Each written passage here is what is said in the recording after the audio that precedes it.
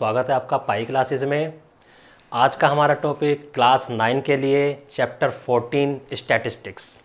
देखो स्टैटिस्टिक्स होती क्या है, ये हमारे डेली लाइफ में भी यूज होती रहती है, लेकिन हम लोग ध्यान नहीं देते इस बात पर। जैसे न्यूज़ देखते हो, न्यूज़ में सबसे बाद में क्या दिखाया जाता है, वेदर रिपोर्ट दिखाई जाती है, टेम्परेचर दिखाया जाता है। ये सब चीज़ें जो दिखाई जाती हैं उसमें ये सब क्या होता है, हमारे पास स्टैटिस्टिक्स के अंडर ही आता है। जब इलेक्शन होते हैं, इलेक्शन का रिजल्ट दिखाया जाता है, उस पर ग्राफ बना के दिखाए जाते हैं, बार ग्राफ बना के दिखाए जाते हैं। ये सब हमारा स्टैटिस्टिक्स के अंडर ही आता है। स्टैटिस्टिक्स के पता करने से पहले सबसे पहले हम पढ़ेंगे डाटा, कि डाटा क्या होता है। आप अपने डेली लाइफ में सुनते रहते हो कि भाई ये वाला डाटा इकट्ठा कर दो, ये डाटा इकट्ठा कर दो। जैसे डाटा के जो डेफिनेशन है वो है collection of facts for a definite purpose. किसी पर्पज के लिए कोई कलेक्शन करना, किसका, फैक्ट्स का, न्यूमेरिकली। ठीक है, ये जरूर ध्यान रखना, उसका वो न्यूमेरिकली होना चाहिए, तभी हम उसको डाटा बोलेंगे। अगर वो न्यूमेरिकली नहीं है, न्यूमेरिकली टर्म्स में नहीं है, तो वो डाटा नहीं है। फॉर एग्जांपल, मान लो किसी की ऑनेस्टी का, हमने लोगों की ऑनेस्टी न्यूमेरिकल वे में हम फाइंड आउट कर सकते हैं, बट वो डाटा नहीं है। क्योंकि किसी की ऑनेस्टी को आप क्या चेक करोगे, ऑनेस्टी का क्या डाटा होता है, किसी की पॉवर्टी, यानी जो क्वालिटी, ऐसा कोई भी डाटा या ऐसा कोई भी चीज़ है जो क्वालिटी को प्रदर्शित करे किसी भी चीज़ की, उसको हम डाटा नहीं कहेंगे। जिसको भी हम न्यूमेरिकल फॉर्म में कन्वर्ट कर सकें, जो भी हम न्यूमेरिकली कलेक्ट कर सकें, that is known as data. For example, जैसे आप 9th क्लास में हो, आप अपने 9th क्लास के बच्चों का वेट का कलेक्शन करने लगो कि हर बच्चे का वेट कितना है, ये डाटा है। हर बच्चे के मैथ में मार्क्स कितने आए हैं किसी यूनिट टेस्ट में, वो भी डाटा है। हर बच्चे का वेट कितना है, ये भी तुम्हारा डाटा है। तुम्हारे क्लास में नंबर ऑफ़ गर्ल्स कितनी है, नंबर ऑफ़ बॉयज़ कितनी है, पूरे स्कूल में नंबर ऑफ़ गर्ल्स कितनी है, पूरे स्कूल में नंबर ऑफ़ बॉयज़ कितने हैं, तुम्हारे आसपास के एरिया में पेड़ कितने हैं, पौधे कितने हैं। ठीक है, तुम्हारे आसपास के एरिया में ऐसे मकान कितने हैं जो 200 स्क्वायर फुट या उससे ज़्यादा में बने हुए हैं। तो ये सब क्या है, ये सब कलेक्शन ऑफ डाटा है। इसी को हम कहते हैं collection of facts collected for a definite purpose. कुछ ना कुछ पर्पज होना चाहिए उसका, उसको इकट्ठा करने के लिए, उसी को हम डाटा बोलते हैं। अब इस डाटा से, ठीक है, ये जो हमने डाटा इकट्ठी करी है, इससे कुछ एक्सट्रैक्ट करना जिससे हम प्लानिंग कर सकें, किसी भी तरह की प्लानिंग कर सकें। जैसे गवर्नमेंट है, कहीं पर बाढ़ आ जाती है तो बाढ़ प्रभावित इलाके का वो डाटा इकट्ठा करवाती है कि भाई इतना डाटा निकल के आया, इतने लोग इससे अफेक्टेड हुए हैं, इतने लोगों के घर पूरी तरह बर्बाद हो गए हैं, इतने लोगों के घर आधे बर्बाद हुए हैं, इतने। तो उसी हिसाब से वो उनको कंपनसेशन अलाउ करती है। उससे मीनिंगफुल इंफॉर्मेशन एक्सट्रैक्ट करना, ये हमें जिस मैथ की ब्रांच में हम पढ़ते हैं उसी को हम स्टैटिस्टिक्स बोलते हैं। ठीक है, अब आता है हमारे पास डाटा। डाटा दो टाइप का होता है, डेफिनेशन मैंने बता दी। एक होता है प्राइमरी डाटा। प्राइमरी डाटा वो होता है जो हम खुद तैयार करते हैं, यानी जो भी इन्वेस्टिगेटर है वो खुद तैयार करता है।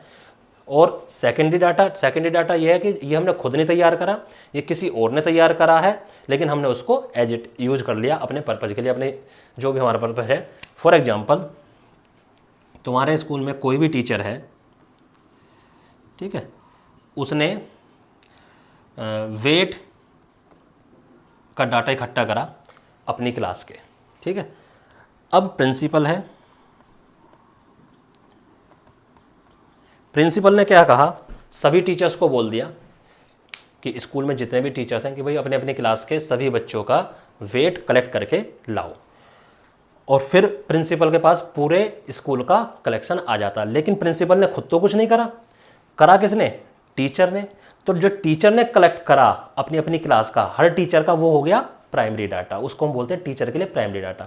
लेकिन प्रिंसिपल ने खुद कुछ नहीं करा, उन्होंने जो टीचर ने लाके दे दिया उसी को यूज करके अपना एक अलग अलग डाटा तैयार कर लिया। लेकिन खुद उन्होंने कुछ मेहनत नहीं करी, जो टीचर ने मेहनत करी है उसी को उन्होंने यूज कर लिया। जो टीचर ने कलेक्ट करा डेट इज प्राइमरी डाटा, और जो टीचर ने जो कलेक्ट किया हुआ डाटा है उसको जो यूज कर लिया प्रिंसिपल ने, उसको एक अलग डाटा बना लिया अपने पर्पज के लिए, वो प्रिंसिपल के लिए हो गया सेकेंडरी डाटा। ठीक है, तो मेन इनमें डिफरेंस यही है, ये इन्वेस्टिगेटर के द्वारा खुद तैयार किया जाता है, और ये इन्वेस्टिगेटर किसी दूसरे इन्वेस्टिगेटर का यूज कर लेते हैं अपने पर्पज के लिए, ये उसके लिए सेकेंडरी डाटा होता है। फॉर एग्जाम्पल जैसे हम भाई हमें इस चीज़ का डाटा चाहिए कि जनवरी में मैक्सिमम टेम्परेचर पर डे क्या रहा। अब वो हमने तो निकाला नहीं, हम गूगल पे सर्च कर लेंगे, इधर उधर से पूछ लेंगे, या वेदर डिपार्टमेंट से पूछ लेंगे। तो हमने, क्योंकि इकट्ठा तो उन्होंने करा है, उसको यूज हम कर रहे हैं, तो जिसने इकट्ठा करा है वो उसके लिए प्राइमरी डाटा, और हमने उसको अपने पर्पज़ के लिए यूज कर लिया, वो क्या हो गया हमारे लिए सेकेंडरी डाटा। तो ये इन दोनों में मेन डिफरेंस होता है। अब आता है हमारा रॉ डाटा। रॉ डाटा क्या होता है, जो भी हम ऐसे ही कलेक्ट कर लेते हैं। जैसे हाँ भाई किसी क्लास में गए, बेटा अपना अपना वेट बताओ, अपना वेट बताओ, ये हमने वेट बताया और हमने लिख लिया। एक ने बता दिया जी 45 है, एक ने बता दिया जी 50.5 kg, एक ने बता दिया जी 30 kg है, एक ने 42 kg। तो ये जो हमारे पास डाटा होता है, जो हमने ऐसे ही हम इकट्ठा कर लेते हैं, इसको अरेंज बाद में करते हैं, वो अपने पर्पज़ के लिए दूसरा है, लेकिन जब हम इसको ऐसे ही रो फॉर्म में इकट्ठा कर लेते हैं, this is known as raw data. ठीक है, बाकी अब हम शुरू करते हैं आपकी एक्सरसाइज। बाकी जो जो टर्म्स हमारी यूज होती रहेगी उसको हम बताते रहेंगे। अब 14.1 है। 14.1 का फर्स्ट क्वेश्चन कह रहा है कि डाटा के 5 एग्जाम्पल दो। ठीक है, कोई भी 5 एग्जाम्पल हमारे को डाटा के देने हैं। जैसे दे दो, collection of height of students in class 9। एक ये हो गया। Collection of maximum temperature recorded per day in August. कुछ भी लिख दो, या number of girls in each section of 9th। ठीक है, ये हो गया। या number of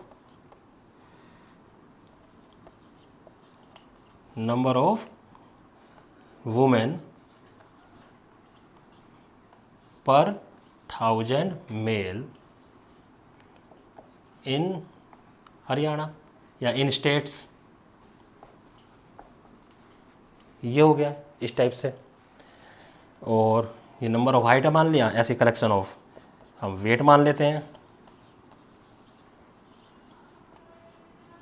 weight in class 9। इस टाइप से हम ये 5 एग्जाम्पल दे सकते हैं, और भी दे सकते हो, तो अपने आप सोचो थोड़ा सा।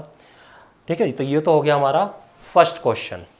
अब कहता है सेकंड क्वेश्चन, कहता है इनमें से प्राइमरी और सेकेंडरी अलग अलग करो।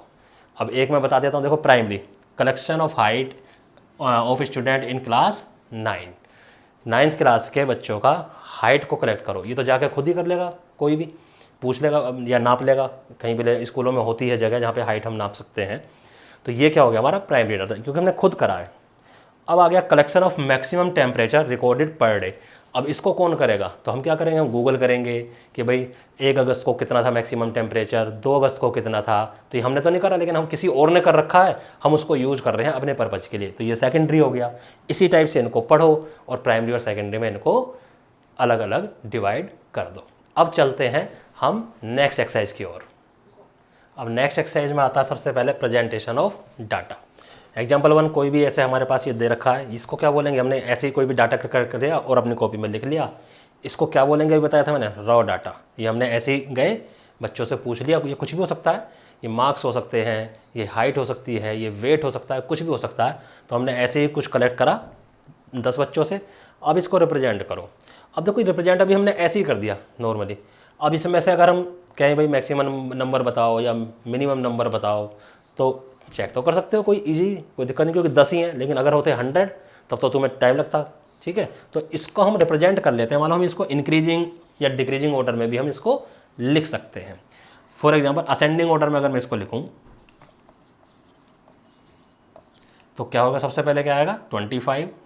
टिक कर लिया करो ताकि छूटे ना। 25 के बाद आपको क्या दिखाई दे रहा है 42, देखो 42 यहाँ भी है और 42 यहाँ भी है, दोनों लिख लेंगे। 42 के बाद हमें दिखाई दे रहा है 55, 55 के बाद 60, 60 के बाद 62, अब हमें शो हो रहा है 73, फिर 75, 78 और 95। ठीक है, ये सब हो। तो 1 2 3 4 5 6 7 8 9 10 इजीली। अब मैं तुमसे पूछूं, पहले इसको हमने अरेंज कर लिया, मैं पूछूं बताओ मैक्सिमम वैल्यू बताओ 95, मिनिमम वैल्यू बताओ 25। अब इजीली हो गया ना। तो इसको हमने रिप्रेजेंट कर लिया अपने ईज के अनुसार। तो यहाँ पर मैक्सिमम वैल्यू क्या हो गई, जो भी हमें दे रखा है 95, और मिनिमम वैल्यू क्या हो गई 25। और रेंज हम अब इससे फाइंड आउट कर सकते हैं, रेंज क्या होती है maximum value minus minimum value. ठीक है, तो यानी कि 95 माइनस के 25 इज इक्वल टू 60। तो इस टाइप से हम रेंज इसमें अब इजीली फाइंड आउट कर सकते हैं। तो क्या इस तरह से रिप्रेजेंट करना इजी है? नहीं, ये 10 थे तब तो हमने कर लिए, बहुत इजी है। ठीक है ना। अब क्या हुआ, ओ सॉरी ये 70 आएगा यहाँ पर। तो अब क्या हुआ, इस तरह से इसको करना इजी है। क्यों? क्योंकि 10 थे, 10 में हमने, लेकिन यही अगर 30 हो जाए, 100 हो जाए या उससे भी ज़्यादा वैल्यूज आ जाए, तब कैसे करेंगे? अब हम 30 के लिए भी देखते हैं, फिर 100 के लिए भी देखते हैं कैसे करते हैं। और ये क्या होता है हमारा रॉ डाटा सब अलग अलग। अच्छा, इसी में एक चीज़ और मैं बताना चाहता हूँ, देखो यहाँ पर 42 कितनी बार आ गया, 2 टाइम्स। कोई वैल्यू कितनी बार आ रही है उसको हम बोलते हैं उसकी फ्रीक्वेंसी। ठीक है, कोई भी वैल्यू या कोई भी ऑब्जर्वेशन किसी डाटा में कितनी बार अकर कर रहा है, वो कितनी बार आ रहा है, उसको अगर हम काउंट कर लें, that is known as frequency of that observation.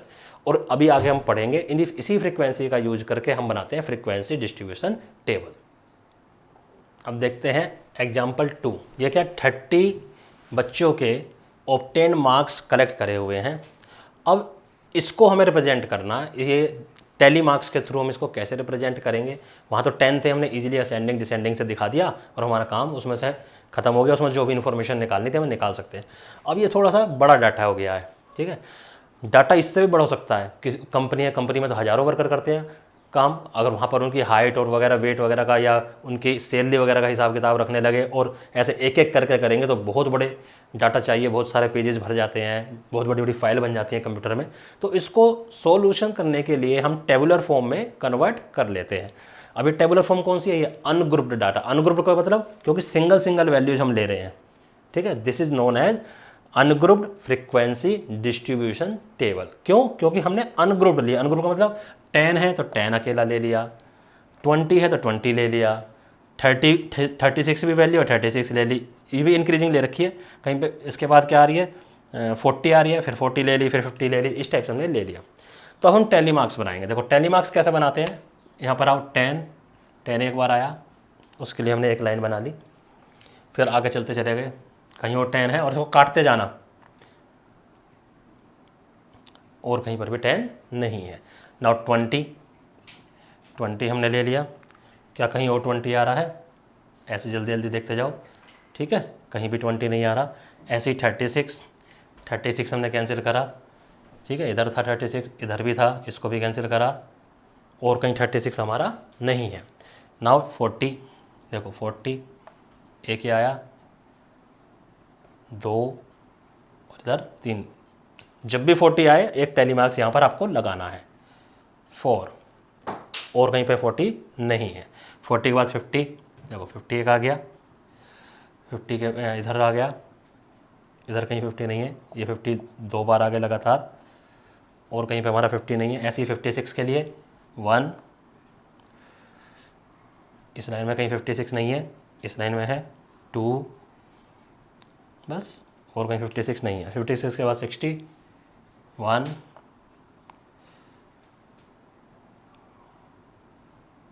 2, 3, 4। ऐसे ही 70 के लिए 1, 2, 3, और कुछ नहीं है 4। ठीक है, अब 72 के लिए ऊपर वाली लाइन में कहीं नहीं है, 72 कहीं नहीं है, 80, 81 और कहीं 80 नहीं है। अब 88 के लिए आ जाओ, 88, 88 और कुछ नहीं। अब 92 पे आ जाओ, 92, 92 और 92। देखो 36 एक यहाँ भी था, ये रह गया था हमारे पास। तो ऐसे काटते रहोगे तो पता चल जाएगा, कुछ रहा तो उसको हम टेली मार्क्स में बाद में भी बना सकते हैं। तो 92 ये हो गया, 92, 92, 92 3 बार आ गया। अब आता है हमारे पास 95, कहीं और बिना कटी वैल्यू रह रही है नहीं। तो इस टाइप से इसको काट जरूर लिया करो। देखो जैसे हमसे 36 छूट गया था अभी, तो ऐसे ही हमें बाद में वो मिल गया कि 36 एक हमारा रह गया था। तो काटो, फिर यहाँ टैली मार्क्स लगाओ।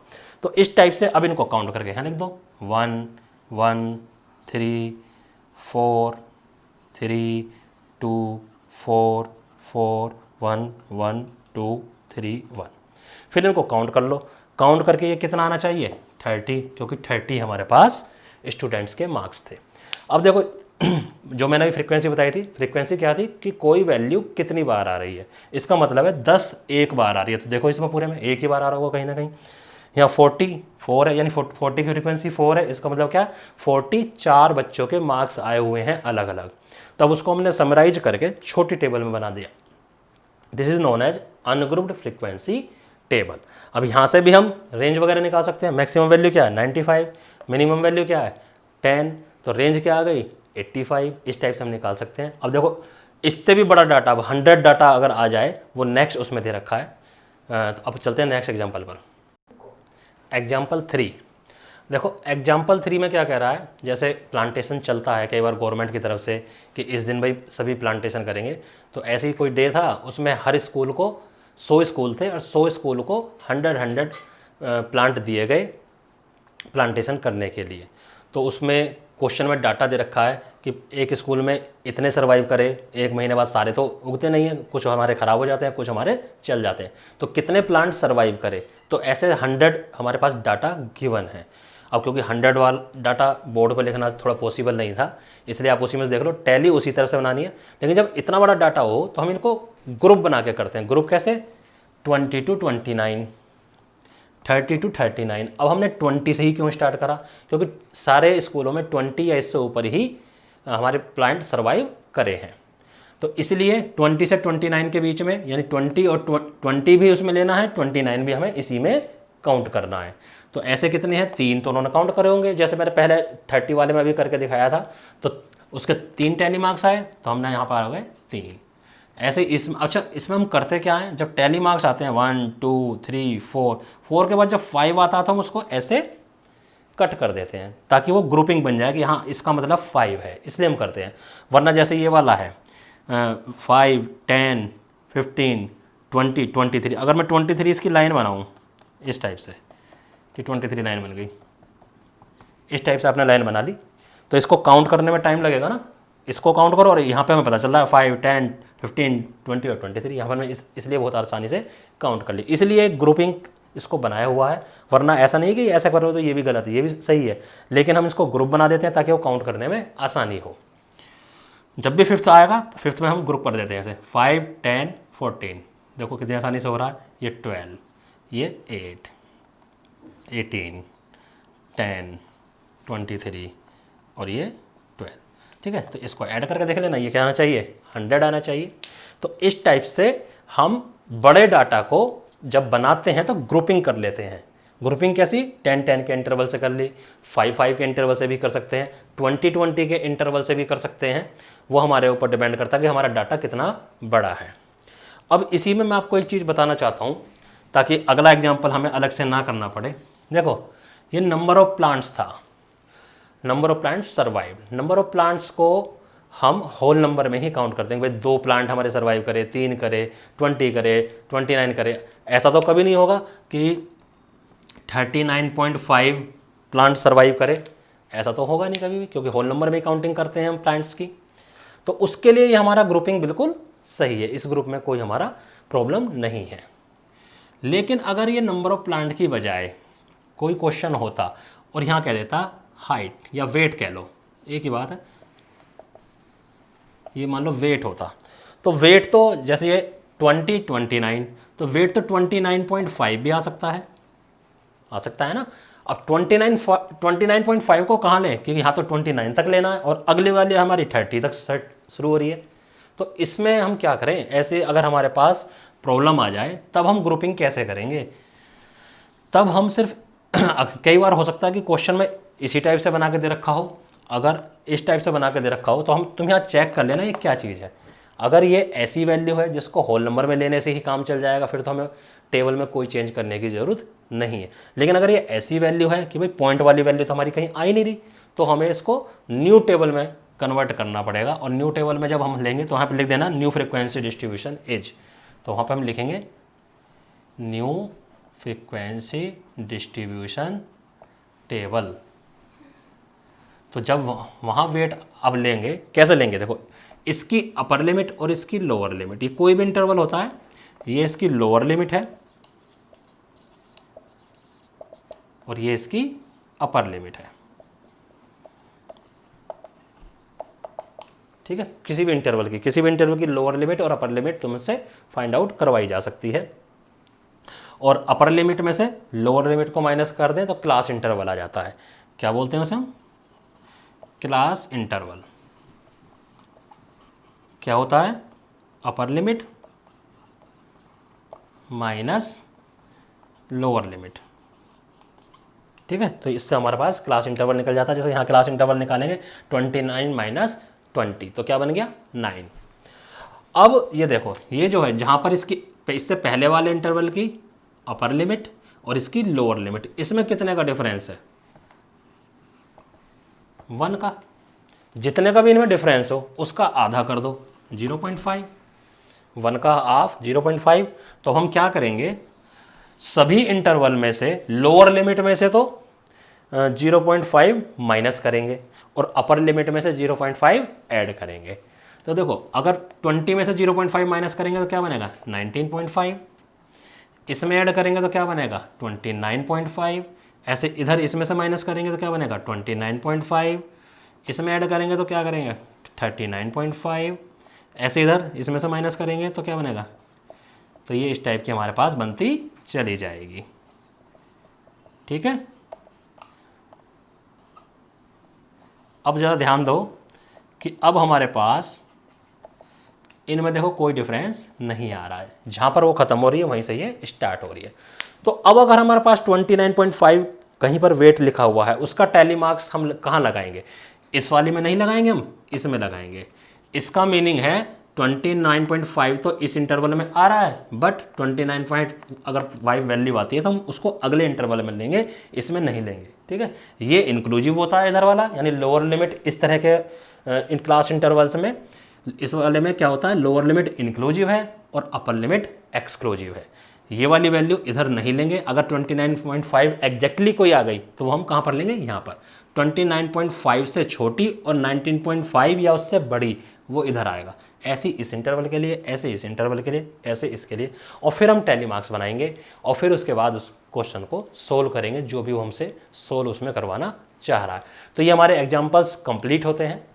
इसी टाइप के क्वेश्चंस हैं हमारी एक्सरसाइज 14.2 में से। एक आधा क्वेश्चन मैं उसमें से भी बता देता हूँ, देखते हैं कौन सा क्वेश्चन करना चाहिए। अब देखते हैं एक्सरसाइज 14.2। इसमें सभी क्वेश्चन या तो ग्रुप्ड डाटा के हैं या अनग्रुप्ड के लिए हैं। अनग्रुप्ड में भी बता रखा है, अनग्रुप्ड में तो कुछ देखना ही नहीं होता, हमें सारी वैल्यूज़ अलग अलग हमें लेकर चलनी पड़ती हैं। जैसे पहला ब्लड ग्रुप के ऊपर है तो इधर आप लिखोगे blood group A, O, B और ए बी, फिर उनके टैली मार्क्स बनाओगे, ठीक है। ऐसे ही जैसे ये अनग्रुप्ड के लिए ये भी है कि पाई की वैल्यू दे रखी है 50 डेसिमल पॉइंट तक। 50 डेसिमल पॉइंट तक भी कंप्लीट नहीं है। पाई की वैल्यू आज तक कभी 5 ट्रिलियन टाइम्स डेसिमल आ चुके हैं, लेकिन अभी तक एग्जैक्ट वैल्यू पाई की नहीं निकल पाई है। तो ये 50 तक दे रखी है। कह रहा है इसमें 0 से लेकर जितने भी 9 डिजिट हैं, 0 से लेकर 9 तक, सबके लिए फ्रिक्वेंसी टेबल बनाओ और किस डिजिट की सबसे ज़्यादा फ्रिक्वेंसी है और किसकी सबसे कम है, यानी कौन सा डिजिट 50 डेसिमल प्लेसेस तक सबसे ज़्यादा बार आया है और कौन सा सबसे कम बार आया है। तो ये कैसे हुए, अनग्रुप्ड। और ग्रुप्ड के लिए तुम्हें इंटरवल से बनानी है, और इंटरवल उसमें हर क्वेश्चन में बता रखा है कि आपको 2 से 2.5 तक लेना है, कितना लेना है। एक क्वेश्चन में उसका भी बताऊंगा, किसी में 5 to 10 दे रखा है, किसी में कुछ। ठीक है, अब जैसे ये है तो इसमें सारे डिजिट कह रहा है 0 1 2 3 4 5 6, ये सिर्फ हिंट दूंगा मैं, करोगे आप अपने आप ही। तो 50 तक देखो, 0 कहाँ आ रहा है, ये रहा 0 और ये रहा 0, तो 1 2। ठीक है, अब 0 के बाद 1 1 आ गया, फिर से 1 आ गया, काटते यहाँ पर लगा दो, ये 1 आ गया और इधर ये भी 1 आ गया। 2 पे आ जाओ, 2 2, ये 2 2, देखो 2, अब 5वां है तो ऐसे कट कर देंगे। ठीक है, ऐसे ही 3 के लिए, डेसिमल के बाद की वैल्यू कर रहा है, पहले नहीं बात कर रहा वो। ठीक है, इस वाले 3 को मत ले लेना, 3 3 5, फिर अगला 2 एंड 3, अगर कुछ और छूट गया उसको भी कर लेना। तो इस टाइप से ये फ्रीक्वेंसी बनती चली जाती है, 2 4 5 एंड 8, बाकी की भी आप अपने आप इस टाइप से बना लेंगे। फिर उसने नेक्स्ट उसी में क्वेश्चन पूछ रखा है कि मोस्ट फ्रीक्वेंसी वाला डिजिट कौन सा है, यानी जो सबसे ज़्यादा बार आया है। तो इसमें से छांट लेना जो जिसकी सबसे बड़ी वैल्यू है मोस्ट। तो जैसे मान लो 9 आया है या 10 बार, तो 9 मोस्ट फ्रिक्वेंसी हुआ और 0 सबसे कम बार हुआ। तो इस टाइप से आप इसमें चेक कर सकते हो। अब एक करते हैं ग्रुप्ड डाटा का, कोई क्वेश्चन मैं कराता हूँ अभी, करते हैं लास्ट क्वेश्चन, क्वेश्चन नंबर 9। इसमें बता रखा है कि क्लास इंटरवल 0.5 लेनी है और क्लास इंटरवल क्या लेना है, 2 से 2.5। ये 40 बैटरी हैं, ये सब में पॉइंट मान के चलना, मैंने पॉइंट नहीं लगाया है इनमें जल्दबाजी में लिखने के लिए, ये सब में पॉइंट है, इनमें सब में बीच में पॉइंट है। ये 4.1 है, 3.2 है, या 3.0 है, सब में आप कंसीडर कर लो कि पॉइंट है अपने मन में। तो 40 बैटरी हैं, इनकी लाइफ बता रखी है कि कौन सी बैटरी कितने ईयर चली है। तो लिख देना लाइफ ऑफ बैटरी, वही टैली मार्क्स एंड फ्रिक्वेंसी। तो थोड़ा सा मैं करा के दिखा देता हूँ, 2 से यानी 2.0 से 2.5, फिर कह रहा है 2.5 से 3.0, 3.0 से 3.5, 3.5 से 4 एंड 4 से 4.5। क्या 4.5 से भी बड़ा है कुछ? हाँ है, एक और ले लो, 4.5 से 5। चलो जी, अब देखते हैं 2 से 2.5 के बीच में, ये सब ये 2.6 है, ऐसे कर लो। देखो 2.5 कहाँ आएगा, इधर वाले में, उधर वाले में नहीं आएगा 2.5। ठीक है, हम ऐसे चेक कर रहे हैं। तो ये एक तो ये आ गया, ये भी नहीं है, एक ये आ गया। ठीक है, 2 ही आए हैं इसमें। अब 2.5 से 3.0 तक का हमें देखना है, 2.5 से 3.0। देखो एक 2 ये आ गया, एक ये आ गया, और ये आ गया एक। 3.0 हम इसमें नहीं लेंगे, 3.0 हम यहाँ लेंगे। एक ये वैल्यू आ गई हमारे पास और एक ये वैल्यू, इसके लिए हम 5 इस टाइप से कट कर देंगे। तो बस इसी टाइप से इसको बनाते चले जाओ, कट जरूर करना, क्योंकि कट करने का मतलब है ये वाली वैल्यू तुम यूज कर चुके हो और उसको तुम्हें देखने की ज़रूरत नहीं है। इसका बेनिफिट तुम्हें कब होगा, जब तुम नीचे आते चले जाओगे ना, तब तुम्हें इसका बेनिफिट होगा। और बस फिर इसके अकॉर्डिंग यहाँ पर ये 2 हो गया, यहाँ पर ये 5 हो गया, कर लिया करो। और फिर इसको टोटल करके ऐड जरूर कर लिया करो, क्योंकि क्वेश्चन में ऊपर इनकी काउंटिंग दे रखी होती है। ये कितने हैं 40, तो इसको काउंट कर लिया करो 40। अगर ये गलत आ रहा है तो तुमने कुछ ना कुछ छोड़ दिया, फिर दोबारा चेक करना पड़ेगा। इसलिए कट जरूर लगाया करो, उससे क्या होगा, मिस्टेक होने के चांसेस बहुत कम हो जाएंगे। तो इसी टाइप से हम सारे क्वेश्चन इजीली कर लेंगे, और बहुत इजी चैप्टर है ये, स्कोरिंग चैप्टर है, इसमें फुल मार्क्स आते हैं। सभी बच्चे इसको ध्यान से करें। उम्मीद करता हूँ आज का वीडियो आपको पसंद आया होगा, सब कुछ आपको समझ में आया होगा। हमारे वीडियो को लाइक करो, शेयर करो, सब्सक्राइब करो। धन्यवाद।